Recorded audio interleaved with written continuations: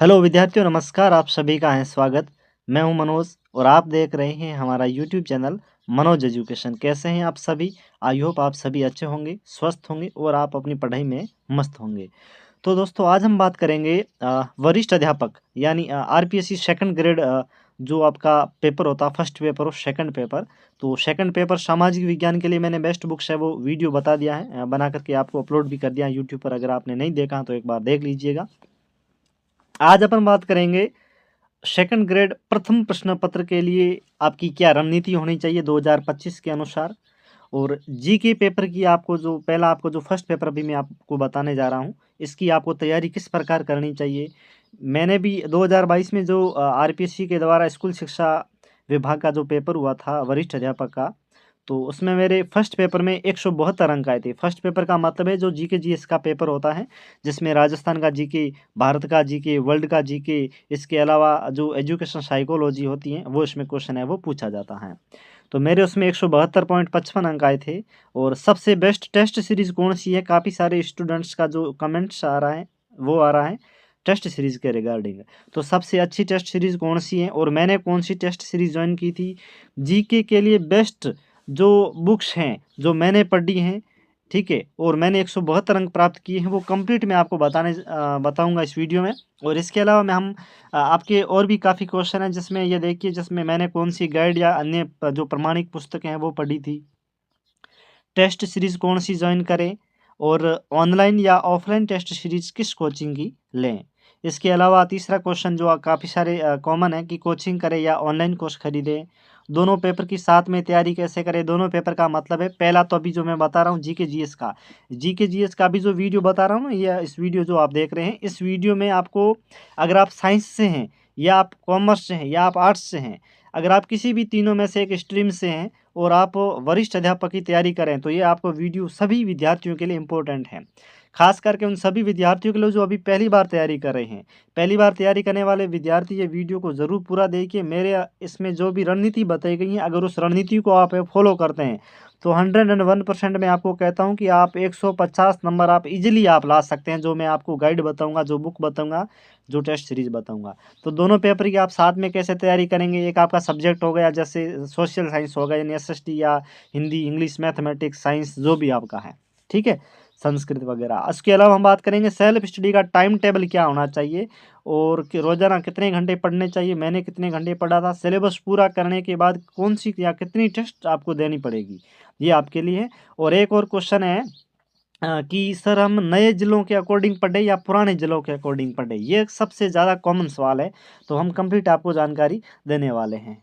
कहते हैं मैंने कौन सी गाइड पढ़ी या कौन सी प्रमाणिक पुस्तकें पढ़ी। सबसे पहला क्वेश्चन ये है, वीडियो को पूरा शुरू से एंड तक देखना है, ठीक है। और अगर कोई आपका कमेंट है, कोई क्वेरी है, कोई क्वेश्चन है, तो इसी वीडियो को पूरा देखने के बाद में आप कमेंट करना, ठीक है।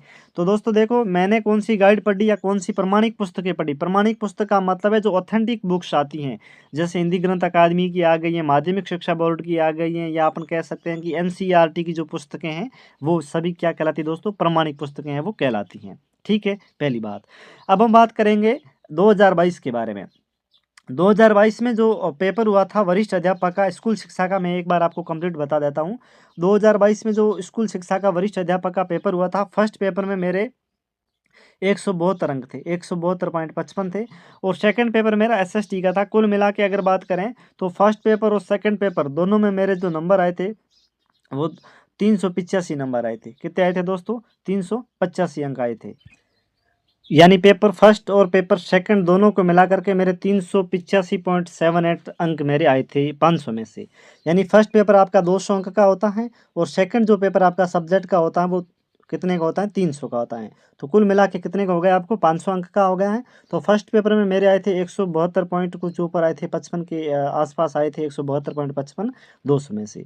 तो मैं आपको कंप्लीट फर्स्ट पेपर के बारे में बताऊंगा। मेरा जो सब्जेक्ट जो था वो मेरा एसएसटी था। अब देखो, मेरा सिलेक्शन नहीं हुआ था, फिर भी कारण ये था, मेरा सिलेक्शन तो हो गया था, लेकिन इसमें यह था कि उस समय जब इनकी काउंसलिंग चल रही थी, यानी कि जब डॉक्यूमेंट वेरिफिकेशन जो चल रहा था, काउंसलिंग, भाई फाइनल रिजल्ट आता है, रिजल्ट के बाद में है वो काउंसलिंग होती है डॉक्यूमेंट वेरिफिकेशन के रिगार्डिंग, है ना। तो उस समय मेरी बीएड जो है वो कंप्लीट नहीं हुई थी, मेरी बीएड जो है वो अपेयरिंग चल रही थी। तो बीएड कंप्लीट नहीं हुई थी, तो मैं डॉक्यूमेंट वेरिफिकेशन नहीं करवा पाया था, जिसके कारण मैं वो बाहर हो गया था।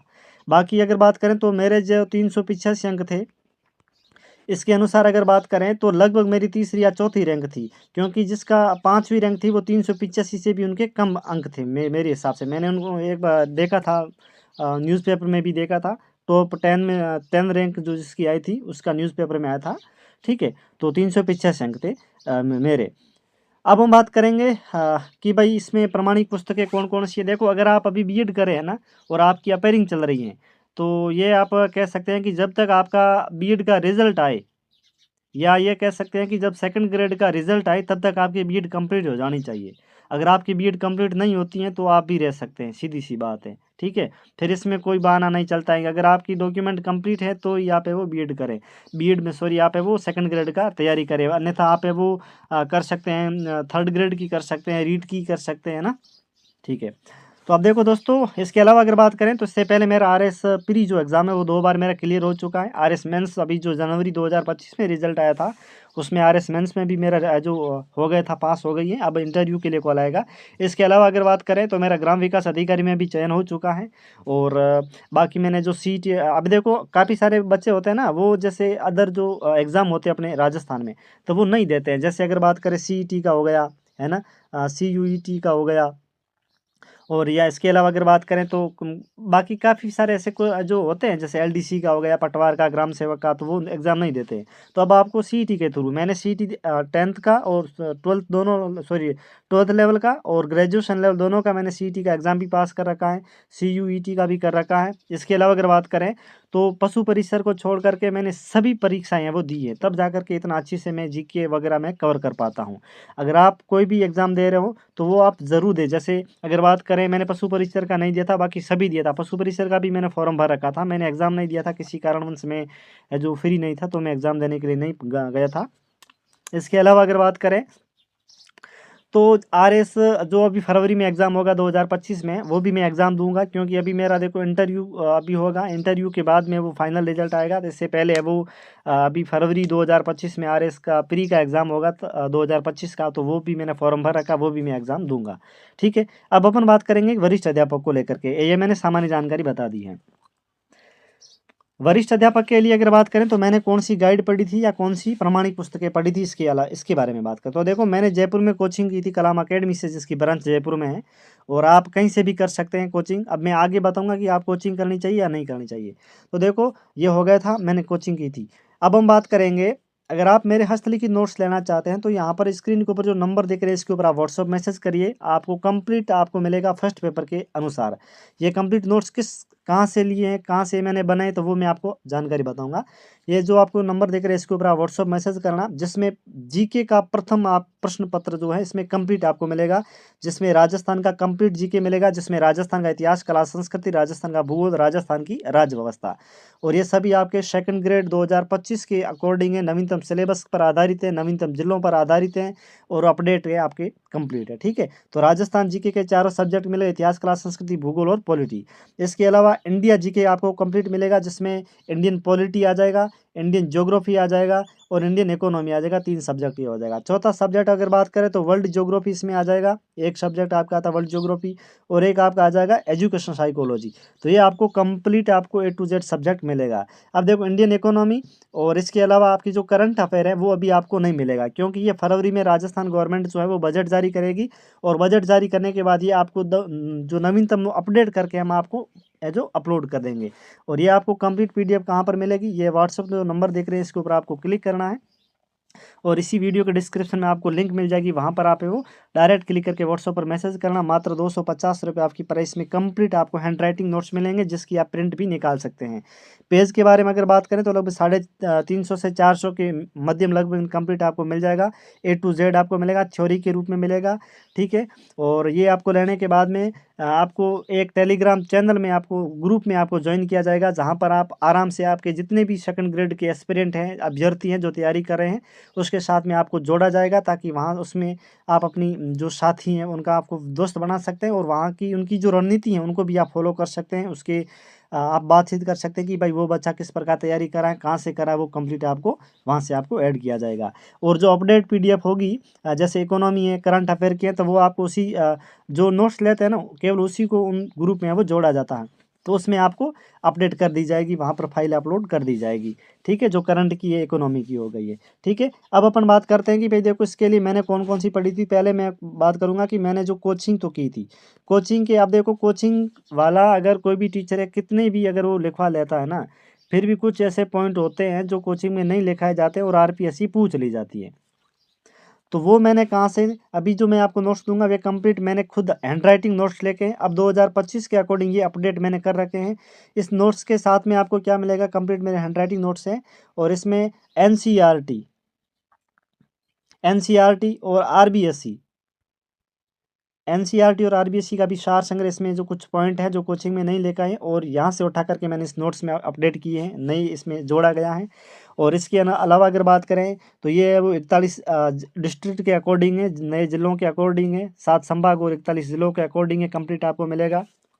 और इसके अलावा अगर बात करें तो ये हिंदी ग्रंथ अकादमी जो पुस्तकें आती हैं, और इसके अलावा एनसीईआरटी की जैसे आती हैं, माध्यमिक शिक्षा बोर्ड की आती हैं, और एक महेश कुमार वर्णवाल की आती हैं।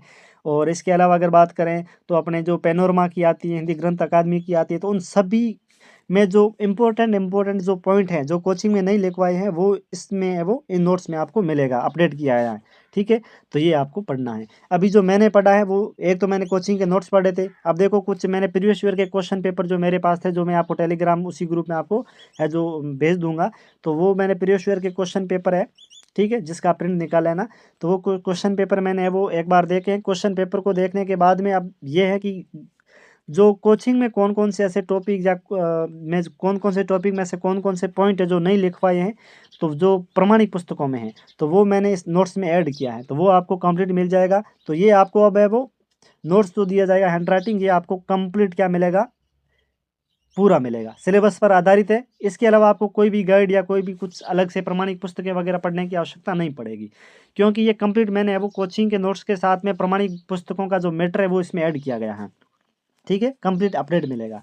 अब देखो आपको गाइड क्यों नहीं पढ़नी चाहिए, कारण ये है कि गाइड में जो होता है वो ऑथेंटिक मैटर नहीं होता है।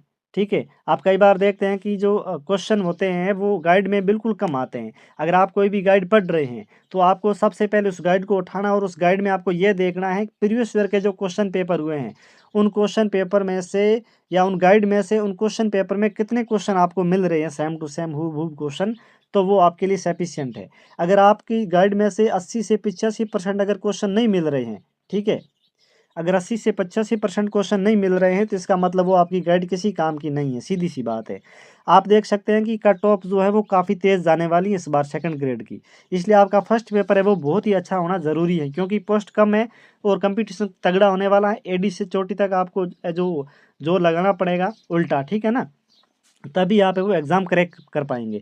इसके लिए जीके को आपको ये मैं जो मैटर बता रहा हूँ ये आपके लिए सफिशिएंट रहने वाला है बिल्कुल। इसके अलावा आपको कोई भी कहीं पर भी कुछ भी पढ़ने की आवश्यकता नहीं पड़ेगी। तो मैंने यही पढ़े थे कोचिंग के नोट्स। इसके अलावा जो ऑथेंटिक बुक्स आती हैं, माध्यमिक शिक्षा बोर्ड की आती हैं, एनसीईआरटी की आती है, महेश कुमार वर्णवाल की आती हैं, आर्य कंपटीशन टाइम की आती हैं, पैनोरमा की आती है, हिंदी ग्रंथ अकादमी की आती हैं, तो वो मैंने पढ़ी है। और उन सभी का जो सार संग्रह है जो कोचिंग में नहीं लिख पाए वो इस नोट्स में मैंने ऐड किया, वो आपको PDF में मिल जाएगा। ठीक है, पहला आपका पॉइंट क्लियर। दूसरा हम बात करते हैं टेस्ट सीरीज कौन सी ज्वाइन करें, online offline best test series कौन सी कोचिंग की है। देखो अगर आपका एक बार सिलेबस कंप्लीट हो गया है तो आप टेस्ट सीरीज ज़रूर ज्वाइन कर लीजिएगा। अगर आपका अभी तक जो कोर्स कंप्लीट नहीं हुआ है, अभी देखो जो मैं नोट्स बता रहा इसका प्रिंट भी निकाल सकते हैं। ठीक है, अब देखो टेस्ट सीरीज कौन सी ज्वाइन करें, आप ऑनलाइन करें या ऑफलाइन। जैसे अगर आप भारतीय आश्रम, आपने नाम सुना होगा, है ना, भारतीय आश्रम है, कलाम अकेडमी है, उत्कर्ष है, ये 3 कोचिंग है वो सबसे बेस्ट है सेकंड ग्रेड के रिगार्डिंग। अगर आप इनकी ऑनलाइन या ऑफलाइन टेस्ट सीरीज, जैसे भारतीय आश्रम की अगर आप ऑनलाइन टेस्ट सीरीज ज्वाइन करते हैं तो आप उनका एप्लीकेशन से ज्वाइन कर लीजिएगा, नाम मात्र की 200-250 रुपये फीस है। ठीक है, तो वो आप ज्वाइन कर लीजिएगा, वहाँ से आपको काफ़ी बेनिफिट मिलेगा। अगर आप उत्कर्ष या कलाम अकेडमी की ऑफलाइन कोचिंग कर रहे हैं या आप ऑफलाइन की टेस्ट सीरीज ज्वाइन कर रहे हैं तो वो आपके लिए काफ़ी महत्वपूर्ण है।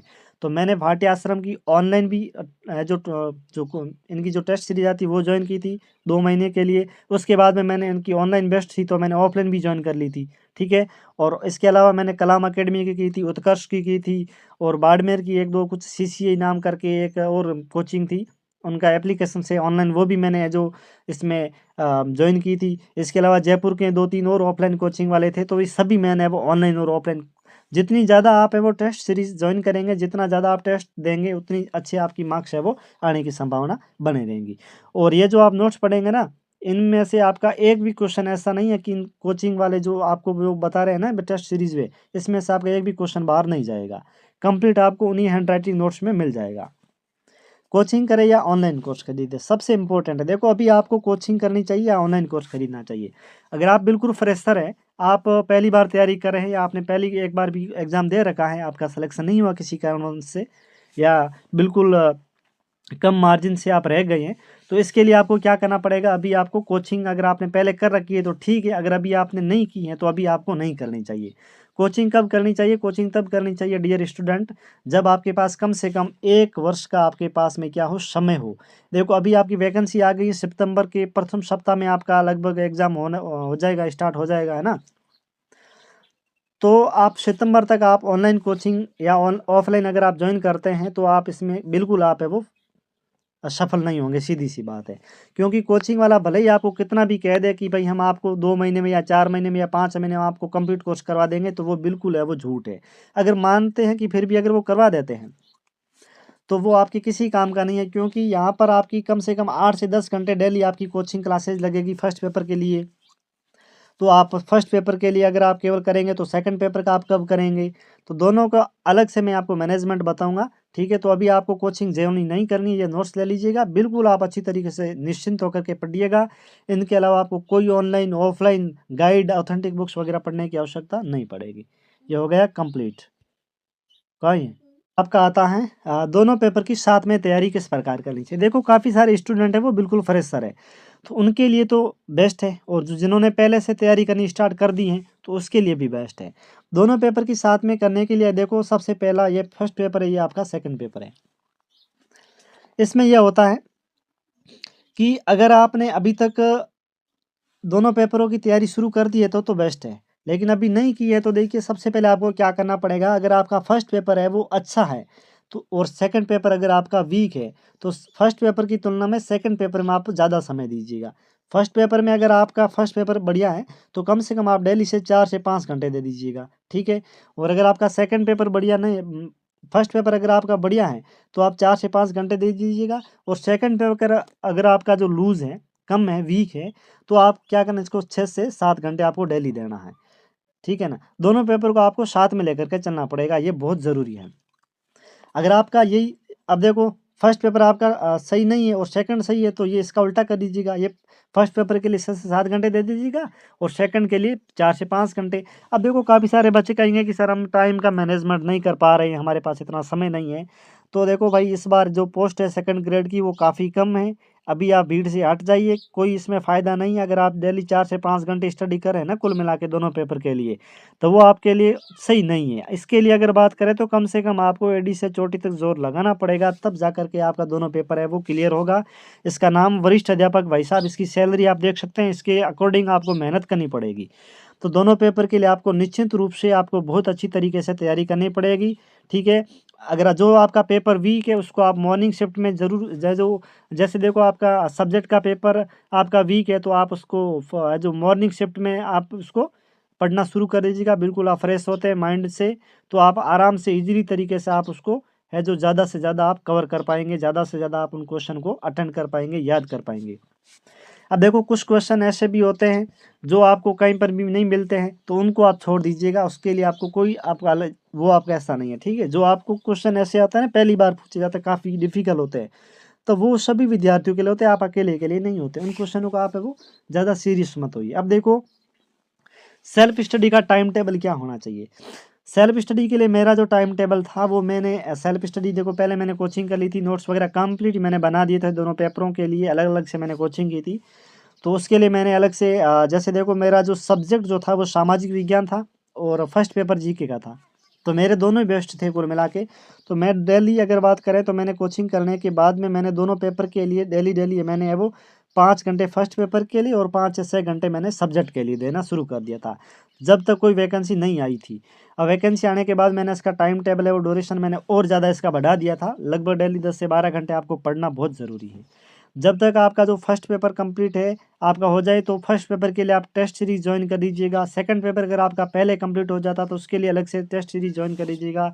और मार्केट में काफ़ी सारे मॉडल पेपर आते हैं तो वो भी आप ले आइए, उनको ज़्यादा से ज़्यादा आप OMR के माध्यम से जो उसका हल कीजिएगा और टेस्ट सीरीज ज्वाइन कीजिएगा। अगर आपके पास ऑफलाइन टेस्ट सीरीज है ना तो वो आप ज़रूर ज्वाइन कर लीजिएगा। बाकी मैंने मेरे जितने भी जिसने नोट्स खरीदे हैं उसके लिए मैंने एक शॉर्ट टेस्ट सीरीज़ की एक PDF उपलब्ध करवाई है गूगल ड्राइव में और टेलीग्राम ग्रुप में भी की है। तो वहाँ से आप है वो जो ज्वाइन होते हैं ना नोट्स खरीदते हैं तो उसके लिए वो सबसे बेस्ट है। फर्स्ट पेपर के लिए मैंने 100 जो टेस्ट सीरीज होती है ना ऑफलाइन वाले वो मैंने पेपर वहाँ पर वो अपलोड करवाए हैं। क्वेश्चन उनके जो आंसर की सही थे मैंने करवाए हैं और वो क्वेश्चन पेपर अगर आप ज्वाइन करते हैं ना तो आपके लिए काफ़ी महत्वपूर्ण होते हैं। आपका फर्स्ट पेपर है वो 101% आपका श्योर हो जाएगा अच्छे अंकों के साथ। रोजाना कितने घंटे पढ़ने चाहिए मैंने बता दिया है। कम से कम अगर आप 10 से 11-12 घंटे अगर आप डेली नहीं निकालते हैं दोनों पेपर को लेकर के तो आप इस वैकेंसी को छोड़ सकते हैं, क्योंकि इस बार इनके पोस्ट है वो 2021 के लमसम आपके हैं। तो इनके लगभग फॉर्म अभी तक देखो इनके कंप्लीट भर चुके हैं और इनके देखो पद बढ़ने की अभी तक संभावना तो है, लेकिन 4 से 5 हज़ार कुल पद हो सकते हैं।